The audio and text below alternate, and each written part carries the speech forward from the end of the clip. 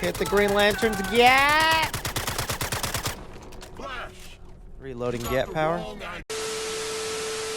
So I just spent the past couple of days and $100, mind you, to play the early access version of the Suicide Squad game. I've seen all the drama and controversy surrounding the game, and if I'm being completely honest with you guys, I don't think this would have been a game I would have picked up, especially not for $100, if this wasn't my job and I needed some content in a way to get those $100 back. And now, having actually finished the game, gone through it, played hours of it, there's a lot I want to get off my chest. And look, I'm fully aware I'm a movie review channel and I'm barely qualified to do that, so take this game review lightly and just know that this is just my honest thoughts on it. I'm gonna be so curious to hear you guys, especially the people that actually ended up loving the game, but also rant off on what you think went completely wrong with this, because DC isn't gonna stop making video games. James Gunn announced that the next couple of video games they make are actually gonna be canon with his DC universe, so now this kind of makes sense why they wiped out the entire Justice League and had to start kind of fresh. But okay, going into it here, so the main thing that actually drew me in and gave me some interest to play this is Rocksteady's involvement. I have played all the Arkham Batman games, every corner, nook, and cranny in that world. You can bet I was deep into that bat hole. Wait. And that's why I was actually completely baffled when they said that this Suicide Squad game would take place in that exact same universe. I was like, what? Big major mistake right off the bat. Because within the first couple of minutes, while I do appreciate that they jump you right into the action, where you get to play one by one the 4 different Suicide Squad members in here, I immediately felt the giant change in gameplay and mechanics with the Arkham games. I know it's like I'm not playing Batman anymore, but I'm like, this looks odd. L2, toggle 3. Oh, okay. Oh, this is where Fortnite skills come in handy. The Arkham games, I remember being so satisfying for the combat you would have as Batman, and that feeling you would get from smashing square and pulling these combos and punching those criminals. Boy, it felt good.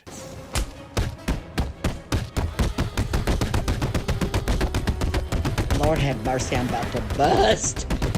And while the game attempts to replicate that with a lot of projectile gun shooting gameplay, making the controller vibrate and the little hit points you would have attached to it, that gets so repetitive and boring very quickly. At least it did for me. And then as we moved forward into the game, I quickly started realizing the biggest enjoyment I would have coming from this game is any time it involved a Justice League member. Oh, dude. The Green Lantern coming for okay, 10 out of 10 for Green Lantern love.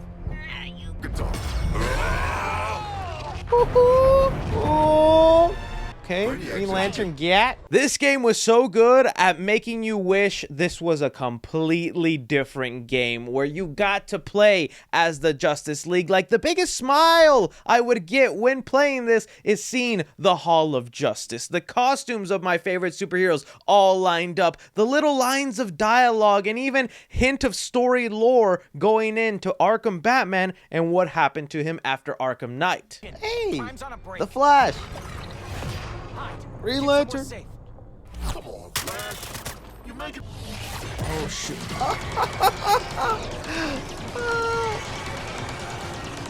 This has been the most fun of the game, is the visuals and the Justice League. Is it Batman? Is it Batsy?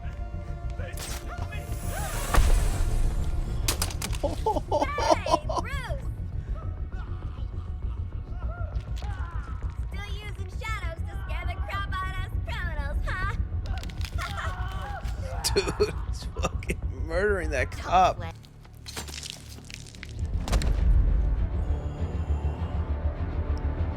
My goat.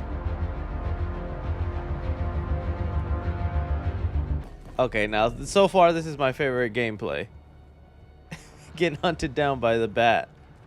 Alright, good. Boomerang out the door. Go look out for Numerate 1, guys! Listen to me. Bro got the get split. They led me right to him. Red lights.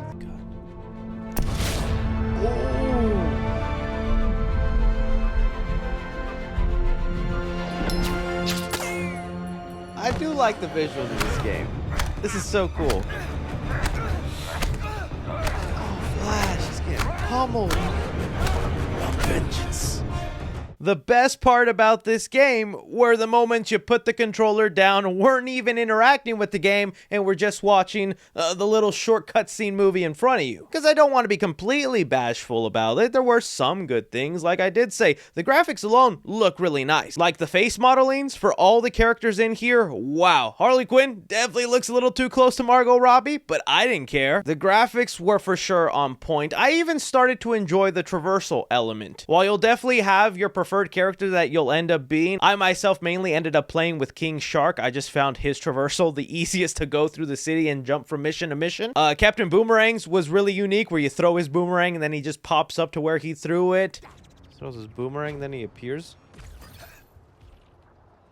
I like that. Harley Quinn rode the line of being a Spider-Man wannabe, but I thought they pulled it off well, where it wasn't just her swinging like if she was Spider-Man. Honestly, the one I used the least was Deadshot. But a bit of advice if you're playing, make sure you're switching out every mission, because if not, you'll end up like me, where you just super level up one character and leave all the other ones behind, leaving it less likely that you'll switch to other characters because they have inferior weapons and combats added on. And heck, that was another positive. As I started unlocking different combats, weapons, and stuff, it did make the gameplay a little bit more enjoyable, but that didn't stop me from feeling like there was just such a rinse and repeat of like, go to these group of bad guys, beat them up real quick. Okay, now go to this group of bad guys, beat them up real quick. I know a lot of games are built that way, but here it just got to such a repetitive nature, it really bored you. But we haven't even gotten to the biggest complaint involved with this game and what a lot of people are pissed about: the handling of Arkham City Batman in this game. So obviously, because the game is called Suicide Squad Kills the Justice League, they're gonna end up killing members of the Justice League, which honestly, I don't think there is anything wrong with that. The wrong part comes in when you start connecting this to the Arkham universe. It just feels like such a slap in the face to the fans that spent years and time playing those Arkham City games, wishing and begging that you would make a Superman game or any other hero. And when you give us small tidbits of what that maybe could have looked like from an outsider perspective, oh, Soups, wish we could have had your own game, buddy. Well, hi there, kids. Welcome to the Hall of Justice. Hi, Soups. We've opened Bro's it up packing. today. You just can't help but to wish for what could have been. But then after all these years later, to kill off this version of Batman in this way, with those characters in this storyline, it's not even that it's like disrespectful to Kevin Conroy. He's dead. This is one of his last performances. No, I don't blame Rocksteady for that, and there's no way they could have known that Kevin Conroy was about to die. In fact, I give them props for having a little tribute at the end of the game to pay respects to Kevin Conroy's Batman. That was lovely. This is just the fact that this is where the legacy built up to, and it feels so uneventful, anticlimactic. A lot of these problems could have just been solved if you just set this in its own universe with a separate world Justice League, and you could still have Kevin Conroy voice that Batman, because there's so many outside factors that makes it seem like, why are you forcing this into the Arkham world? For one, the Deadshot in here is not even the same Deadshot from the Arkham games. I know that they behind the scenes explained this, that the Arkham Deadshot was a fraud, and that the Deadshot we get in here is the real one, and that he killed the other one. Okay, fine. Then you're adding in this DLC pack where you get to play as Joker, but it's not even the Joker from the Arkhamverse, because he's dead in this universe. He's a multiverse Joker. He was part of the Suicide Squad in the Elseworld that he's from, which already shows that he's slightly more cooperative than the previous Joker we've had. With a design I'm not loving, by the way, and then you include traversal and fighting mechanics that just don't feel Joker-esque. And that's really what it just felt like playing this game. Like, it shouldn't even be a DC Comics game. Like, this should have been an original IP with made-up characters. It feels like some sort of new third-person shooter live game that you play with your friends online. And that is kind of what they're going for with their live service feature. But for the price of what you're charging for this thing, it does not seem worth it. And really, that's just how I feel about it. It just doesn't seem worth it. I'm sure there's going to be some people that get enjoyment out of this and can burn some time through it. But for me, it felt like a chore. And like I was forcing myself to finish something I was just not having that much fun with. Let me see that poison ivy. She is not made of meat. Is this what you call a vegetarian option? Beyond Meat poison ivy. You really don't know me?